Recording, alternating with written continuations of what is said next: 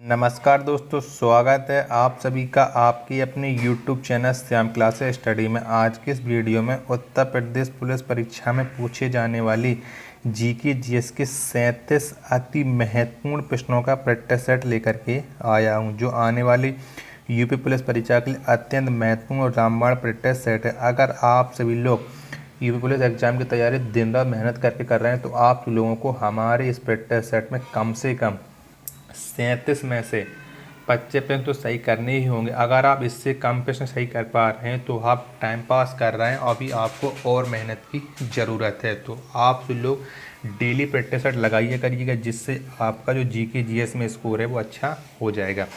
तो practice set हमारा पूरा करिएगा। प्रैक्टिस सेट पूरा करने के बाद आपको आपकी तैयारी पता लग जाए कि आपकी तैयारी कैसी चल रही है। प्रैक्टिस सेट पसंद आता है तो वीडियो को आप लाइक कर दीजिएगा। चैनल को आपने अभी तक सब्सक्राइब नहीं किया तो चैनल को आप ज़रूर सब्सक्राइब कर लीजिएगा। और इस प्रैक्टिस सेट को पूरा करने के बाद अपना स्कोर कमेंट बॉक्स में ईमानदारी के साथ शेयर जरूर करना है कि आपने इस प्रैक्टिस सेट में कितने प्रश्न सही किए हैं।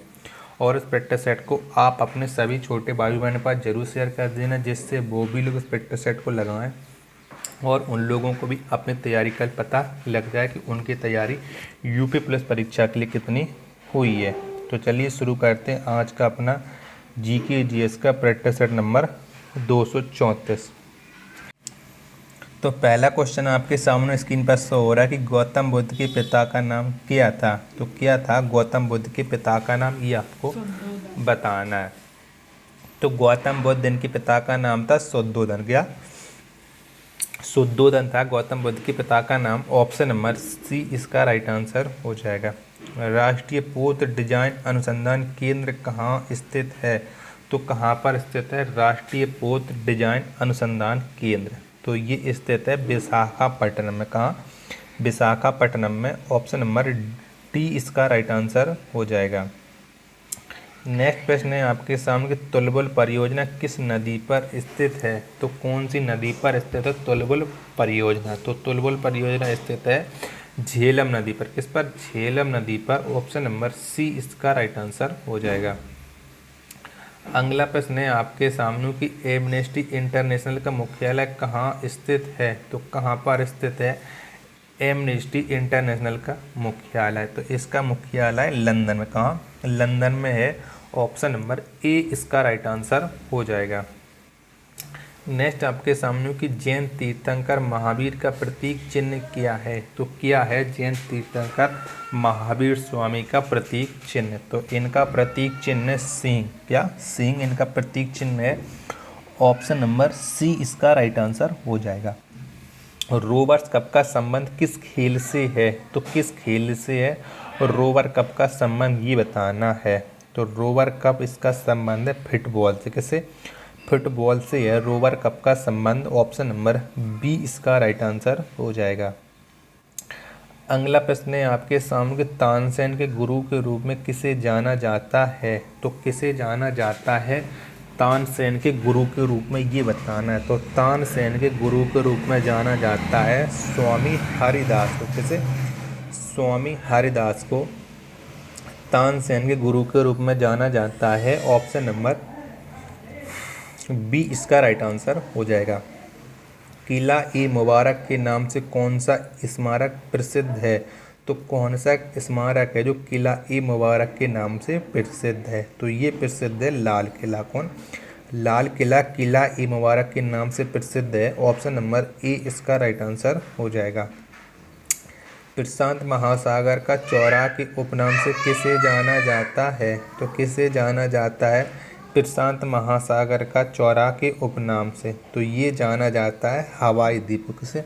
हवाई द्वीप को प्रशांत महासागर का चौराहा के उपनाम से जाना जाता है। ऑप्शन नंबर सी इसका राइट आंसर हो जाएगा।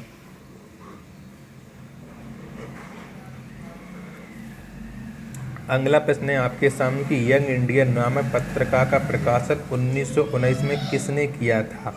तो किसके द्वारा किया गया था यंग इंडिया नामक पत्रिका का प्रकाशन। तो इसका पत्रिका का प्रकाशन किया था 1919 में महात्मा गांधी ने। किसने? महात्मा गांधी ने। ऑप्शन नंबर डी इसका राइट आंसर हो जाएगा।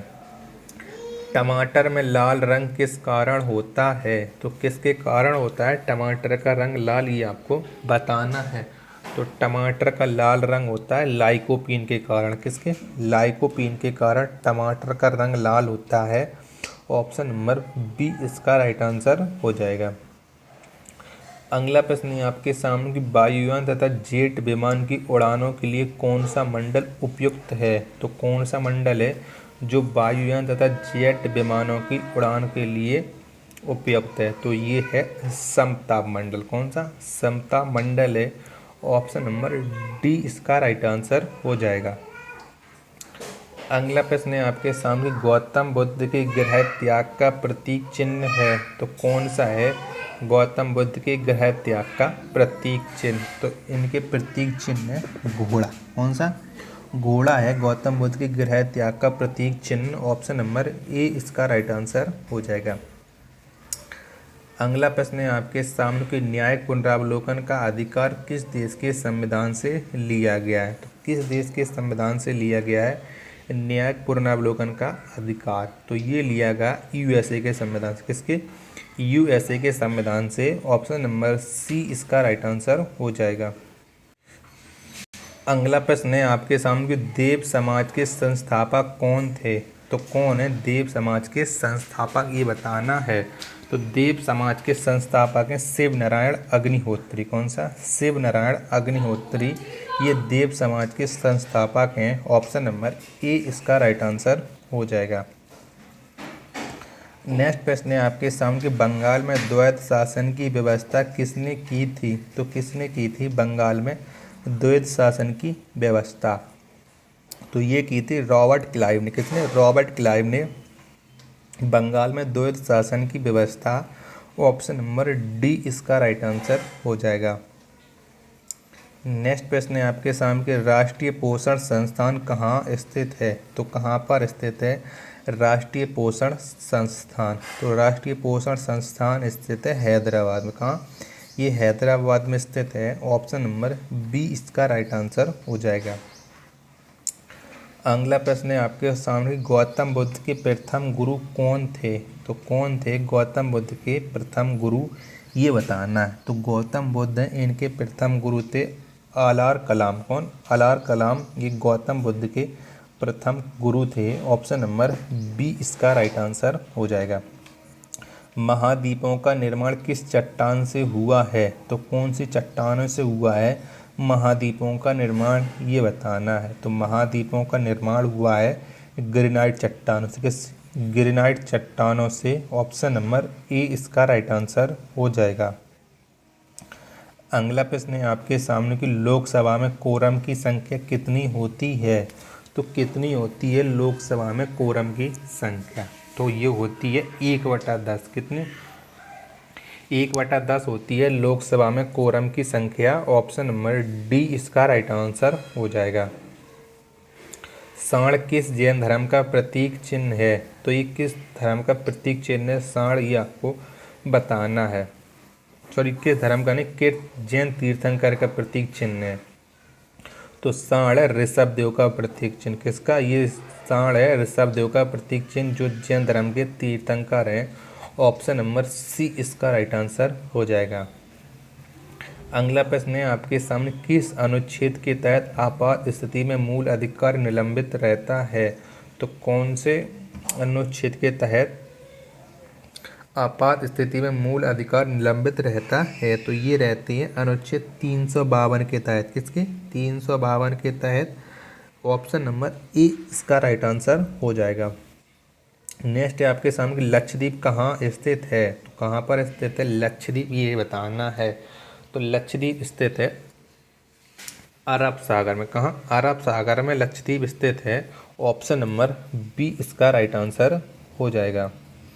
अगला प्रश्न है आपके सामने कि हड़प नीति किस अंग्रेज के द्वारा चलाई गई थी? तो कौन से अंग्रेज ने चलाई थी हड़प नीति, ये आपको बताना है। तो हड़प नीति चलाई थी लॉर्ड डलहौजी ने। किसने? लॉर्ड डलहौजी ने। ऑप्शन नंबर डी इसका राइट आंसर हो जाएगा। अगला प्रश्न है आपके सामने कि मौसम संबंधित सभी घटनाएं किस मंडल में घटती हैं? तो मौसम संबंधी जो जो भी घटना घटती हैं वो कौन से मंडल में घटती हैं, तो ये घटती हैं क्षोभ मंडल। किसमें? क्षोभ मंडल में सभी घटनाएं घटती हैं। ऑप्शन नंबर सी इसका राइट आंसर हो जाएगा। अगला प्रश्न है आपके सामने कि महात्मा बुद्ध के निर्माण का प्रतीक चिन्ह क्या है, तो कौन सा है महात्मा बुद्ध के निर्माण का प्रतीक चिन्ह? तो ये है महात्मा बुद्ध के निर्माण का प्रतीक चिन्ह पाद चिन्ह। कौन सा? पाद चिन्ह। ऑप्शन नंबर डी इसका राइट आंसर हो जाएगा। सिकंदर के घोड़े का नाम क्या था, तो क्या था सिकंदर के घोड़े का नाम, ये बताना है। तो सिकंदर इसके घोड़े का नाम था बुकाफेला। क्या? बुकाफेला इसके घोड़े का नाम था। ऑप्शन नंबर बी इसका राइट आंसर हो जाएगा।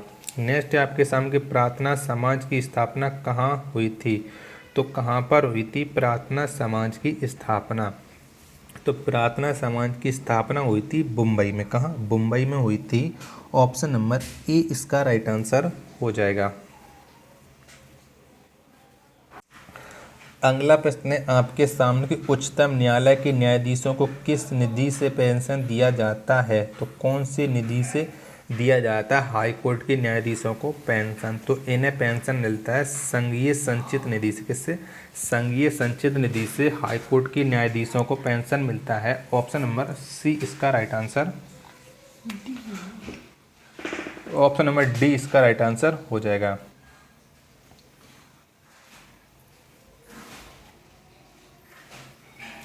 अगला प्रश्न है आपके सामने कि महमूद गजनबी ने भारत पर कितनी बार आक्रमण किया, तो कितनी बार आक्रमण किया था महमूद गजनबी ने भारत पर? तो महमूद गजनबी ने भारत पर आक्रमण किया था 17 बार। कितनी बार? 17 बार महमूद गजनबी ने भारत पर आक्रमण किया था। ऑप्शन नंबर डी इसका राइट आंसर हो जाएगा।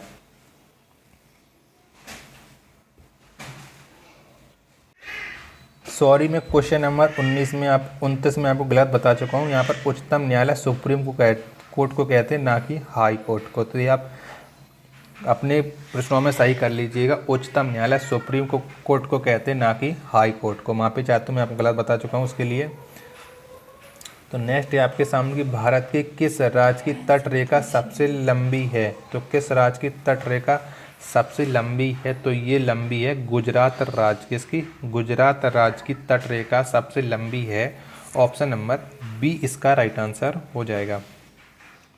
अगला प्रश्न है आपके सामने कि एड्स की बीमारी की संभावना के लिए कौन सा परीक्षण किया जाता है, तो कौन सा परीक्षण होता है एड्स की जांच के लिए? तो एड्स की बीमारी का पता लगाने के लिए होता है एलिसा परीक्षण। कौन सा? एलिसा परीक्षण। ऑप्शन नंबर ए इसका राइट आंसर हो जाएगा। कुका आंदोलन किस गवर्नर जनरल के समय हुई थी? तो कुका आंदोलन हुआ था उस समय भारत में कौन सा गवर्नर जनरल था? तो कुका आंदोलन के समय गवर्नर जनरल था नॉर्थ ब्रुक। कौन? Northbrook. Option number C इसका राइट आंसर हो जाएगा। जड़त्व के नियम का प्रतिपादन किसने किया था? तो किसने किया था जड़त्व के नियम का प्रतिपादन? तो इसका प्रतिपादन किया था गैलीलियो ने। किसने? गैलीलियो ने। ऑप्शन नंबर ए इसका राइट आंसर हो जाएगा। किस भारतीय राजा ने देश के बाहर सर्वप्रथम गणतंत्रात्मक सरकार की स्थापना की थी? तो किसने की थी देश के बाहर गणतंत्र सरकार की स्थापना? तो ये स्थापना की थी, किसने की थी? ये स्थापना की थी महेंद्र प्रताप ने। किसने? महेंद्र प्रताप ने। ऑप्शन नंबर बी इसका राइट आंसर हो जाएगा। शिशुनाग ने अपनी राजधानी कहाँ बनाई थी? तो कहाँ बनाई थी शिशुनाग ने अपनी राजधानी? तो ये बनाई थी इसने अपनी राजधानी वैशाली। किसे?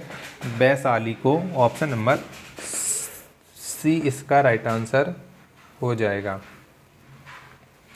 अगला प्रश्न है आपके सामने कि बैरोमीटर का पारा अचानक गिरना किससे प्रदर्शित करता है? तो किसे प्रदर्शित करता है बैरोमीटर का पारा अचानक जब गिरता है? तो ये का प्रतीक होता है तूफान का। क्या ये बता देता है कि तूफान आने वाला है? ऑप्शन नंबर ए इसका राइट आंसर हो जाएगा।